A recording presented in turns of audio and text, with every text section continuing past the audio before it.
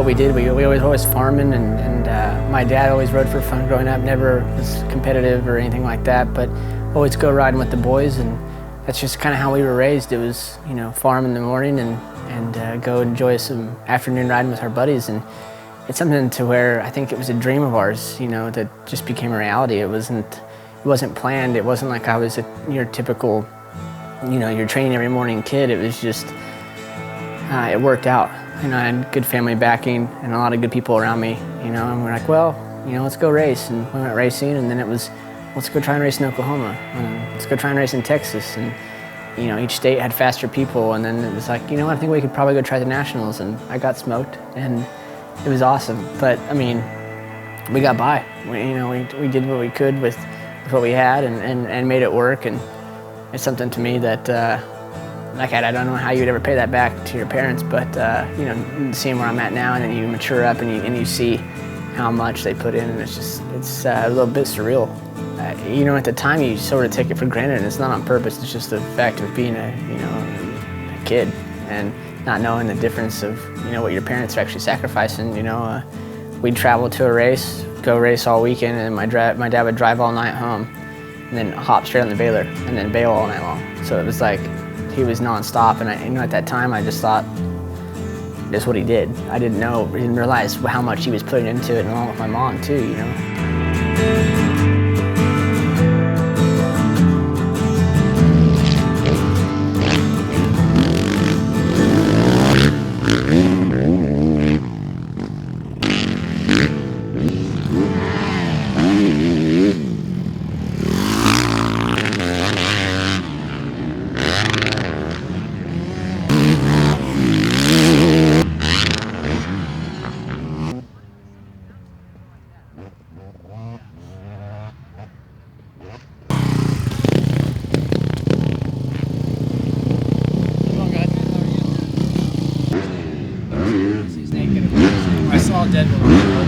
Dude, I'm gonna go on the group ride on Saturday. 6 maybe, flat, and they're all there. But on the way out, towards the end there, yeah. Like, what are they doing crossing the road? It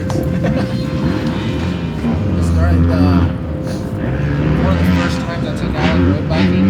I was trying to clear that. I was 14. I just got on big bikes, and I was having a bit of success actually. And I was really small, but I was riding good. I just got on a 250F and was all of a sudden kind of broke that slump off of my 80. I just couldn't seem to do good on my 80 for some reason. I don't know, I just struggled, and got on the big bike, had a little taste of like, okay, I can do good on this thing, and lots of injuries. And Tom had just signed, you know, to be pro, and was out here riding Supercross and outdoors. And at the time I was like, you know, I think I'm done. Like, there's only so many times you can get hurt. You know, I'm like, man, this is just getting old, and I don't feel like I'm going anywhere. And like you said, it comes to a point where you got to make money, and at the time I wasn't. And you know, I just feel like I got to do something with my life. And I came out here and I stayed with him for like a couple months, and that's when he was like, you just got to give it everything you got. Like, try, see where it goes. If it doesn't, great. At least you know you tried. And from that point on, I was like, okay, I can do this. I can make this next step. And typical cocky 16-year-old, I was ready to just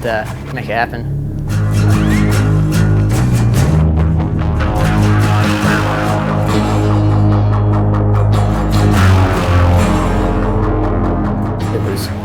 Izzy, Austin Stroop, Trey Kennard, and me, and we were all signed by the end of Loretta's. We all had a pro ride, and I know a lot of kids are getting signed now, like early on in the amateur days, but for that time in that era, like, it was unheard of to have the top 4.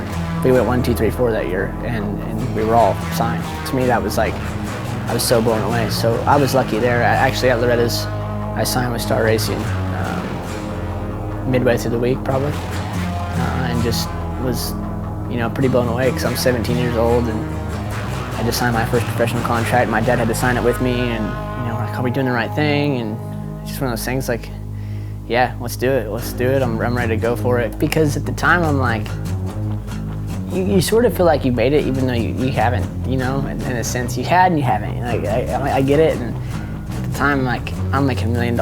It seemed like I was like, man, I might as well just like, I can just shower in it right now. I can whatever I want. So, you know, it was just this sense of, you know, obviously needed to grow up a little bit, but at the time I was just so happy and so thankful. And for my dad, I think there was so much gratitude towards it, because all that those long nights driving, all the money spent, it had paid off right there. Like, okay, and for Tom and I both at the time to be signed to pro teams was, I think for him, was a very proud moment, and especially for him and my mom.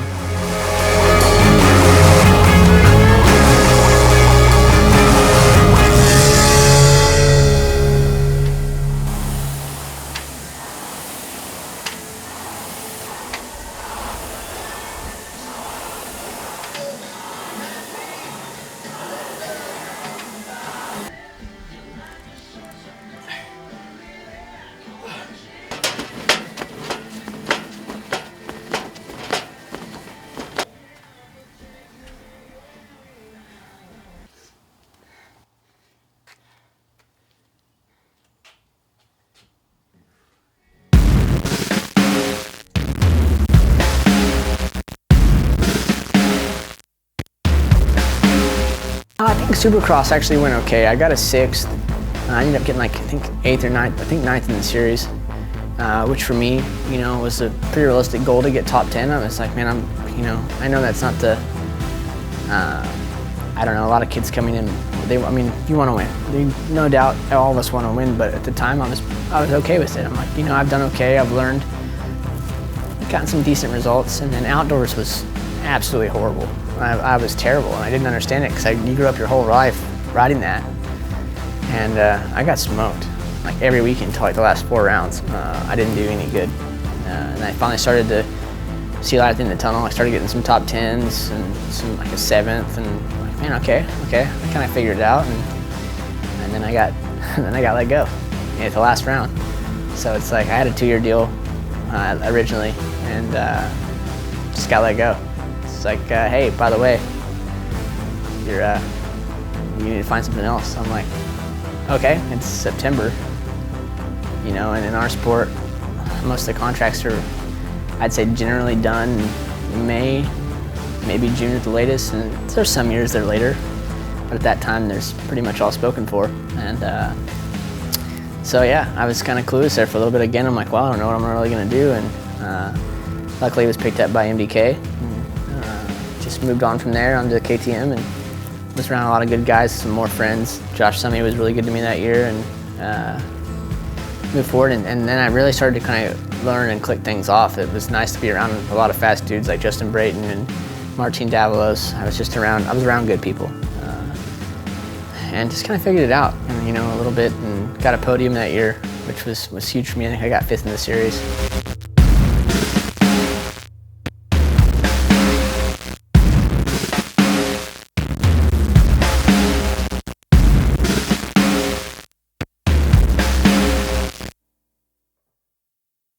Honestly, the next year was where it really all happened. I had a really good group behind me with the Troy League guys.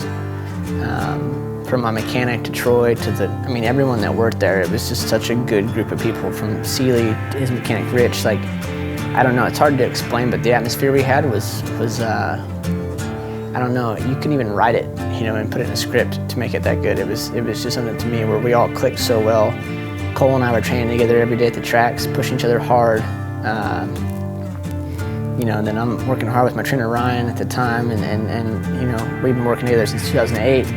So he's starting to learn me, and everything just started clicking. And then Matty was so positive, my mechanic, and doing everything he can to the bike. He was like the crew chief / my mechanic. So he was trying everything to make my bike better every weekend. And he did a good job of it, and I think he truly believed in me. After 2010, I got 2nd in the series, and then Jake and I think Trey had moved up, and I felt like I had left Troy's and I went to Geico, and that wasn't an easy decision. You know, a lot of people thought that was super easy, and it was just money, and it was this, and it was that, and it had nothing to do with any of that. It was one of the hardest decisions I made in my life. It took me 30 days to make it. I took 30 days in the contract that I had. I didn't sign the contract until 10 minutes before it expired. I told myself, all right, I'm going to go on a road bike ride. I'm going to make the decision. I'm going to give myself an hour and a half, and I'm going to make this decision right now. And I'd called everybody. I called Chad Reed. I called my old mechanics. I've called, you know, all my friends, and what do you think?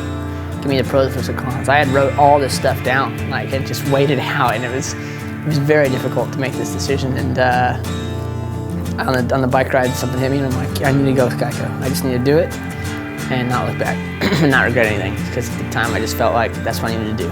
I came in and I really felt prepared. That year, I did feel like I was going to win a championship, and it wasn't anything. I didn't feel cocky. I didn't feel anything like that. I just felt like I could win this, and the bike was awesome. I was gelling with the team good. My mechanic was great. Like everything was just in place. And I went out for the first practice, and I made a dumb mistake and tucked the front, and I ended up going over the bars, and I must have landed on my head just right, and I ended up breaking my back. It all kind of came to an end there.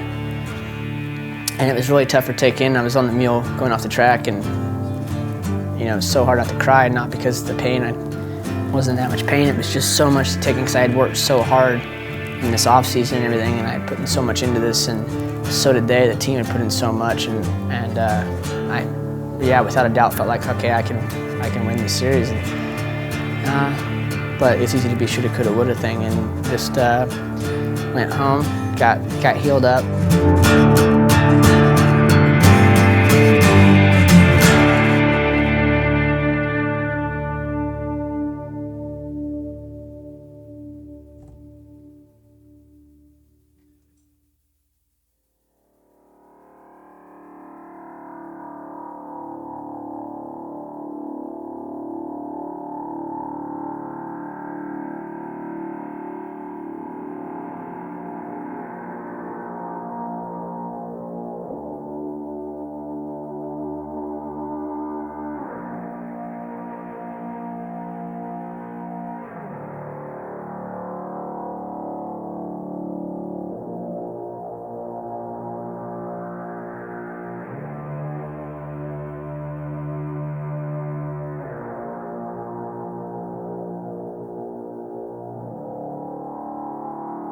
It's so hard to overcome a lot of it, you know, like you said, the pain doesn't really last that long. It's like a week or two, you know, and you know, some are a little bit longer. Like I've had some recently that obviously maybe a month, then you feel normal. But for the most part, you know, you can get over that stuff pretty quickly.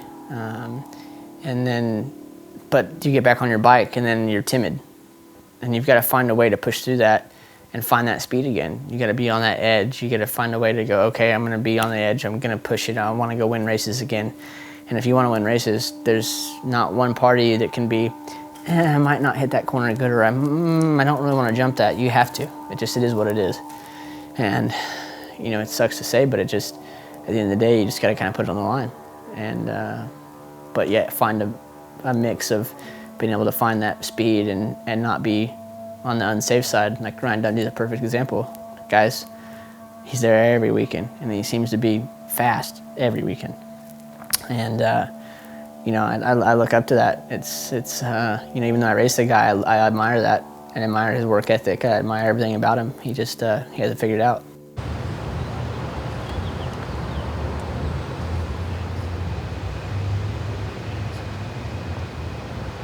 How's the back feel, seriously? I'm sore there, but not like in. So when you say sore, though, where are you talking? Are you talking underneath the fractures, or right at the fractures, above the shell, below the shell? I would say like a little bit, like parallel with the fracture, like here. Almost, yes. Okay. More like so all the muscles muscle. that are here, that's Yes. where you're really sore. Yeah. Okay. So here's my concern, and I've told you this before. I'm totally okay with you riding. However, when the bike gets in a situation where you're going to need that strength, that's what concerns me. So please just promise me you'll be careful. Yes. And keep the wheels on the ground as much as possible. I can't promise that. Well, the last time I saw you, we were treating you for carpal tunnel syndrome because you were just going to the right so much that your wrist started hurting. How can you ever catch a fish without a line in the sea? That's true, but when you throw 17 lines out, then they just get all tangled and you don't catch any fish at all. It's not my fault I got a line at my door.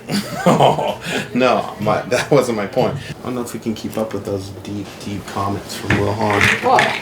Because it's just like, it's not like you. Oh, you don't expect that from me? I don't expect that from you. Because I'm not gonna lie. Also because I joke around a lot. There's a serious side to Wil Hahn. That's what the girls like. See, we never get to see that side. If I use it for more therapy, then yes. Use your brain. Don't put yourself in this situation. I'm okay with you riding. Like, dude, I would never forgive myself. Like, I'd be bummed if something happened to me. That's the only thing. And I know when you're in that zone, you're not thinking about that, and you can't think about that, but I do. So, I mean, it is, your arm's better since you started riding, for sure. It's that little vibration, it's you're focusing on something else, and your body's able to do what it needs. Something about the adrenaline, and it can pull it to something that, like, you put a weight on it, and you're looking and you're thinking about it, you can't mimic that. Just be careful. I will. I give you a hard time every day, and I'm going to keep giving you a hard time.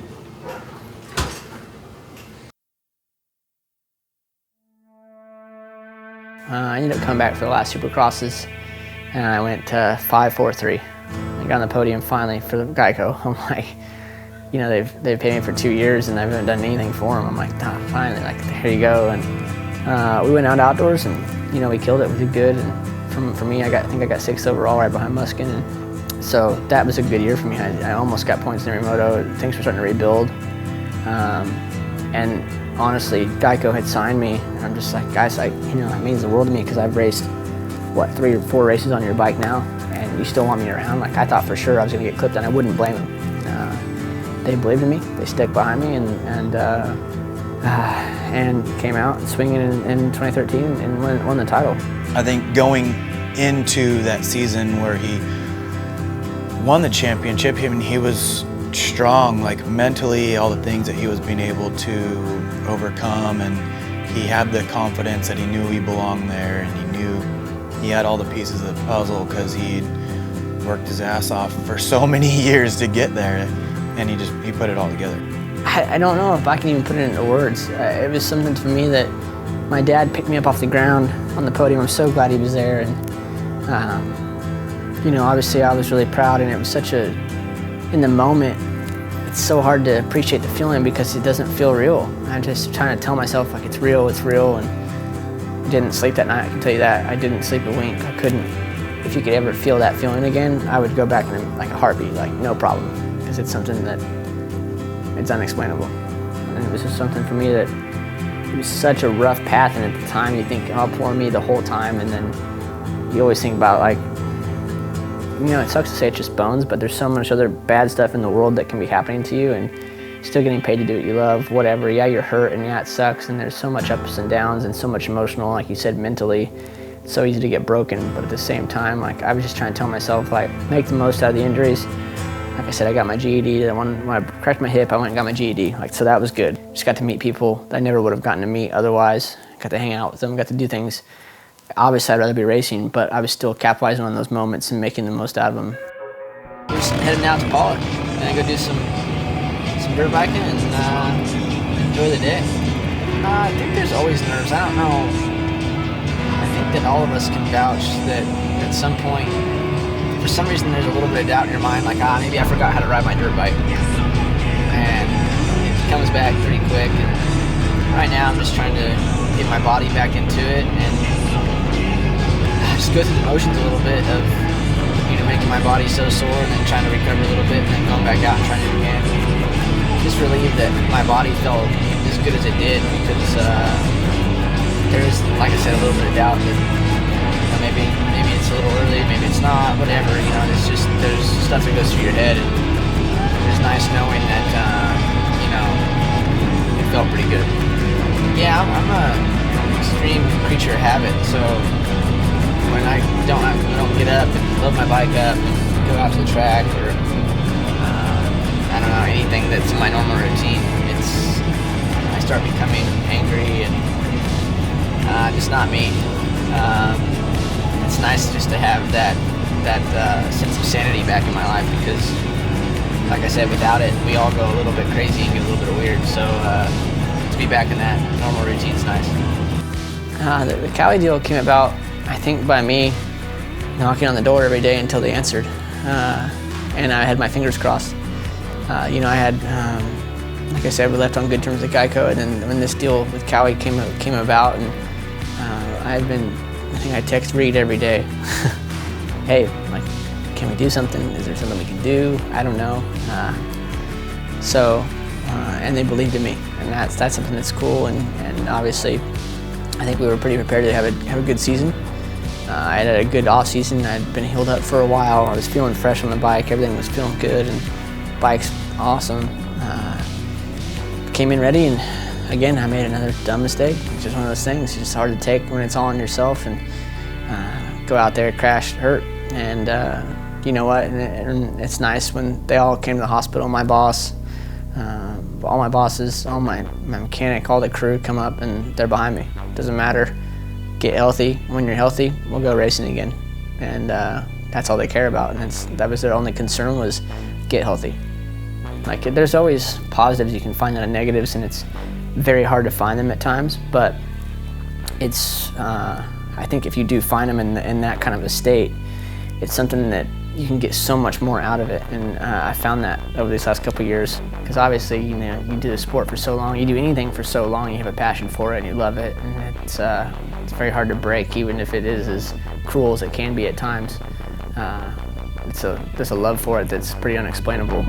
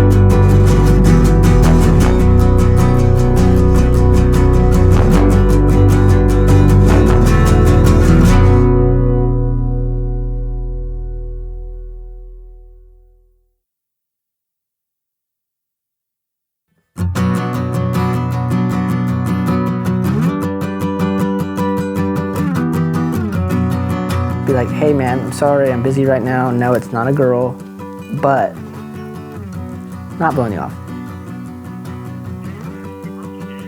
No, it's not. You know, I can't deal with your emotional right now. I can't deal with it.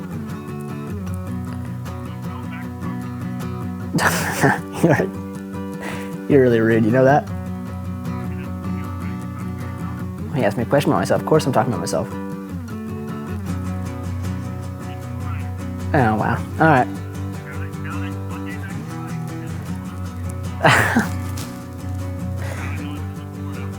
Oh, wow. Okay. Are you going to answer your phone, or are you going to blow me off later? Oh, my God. Oh, my God. All right.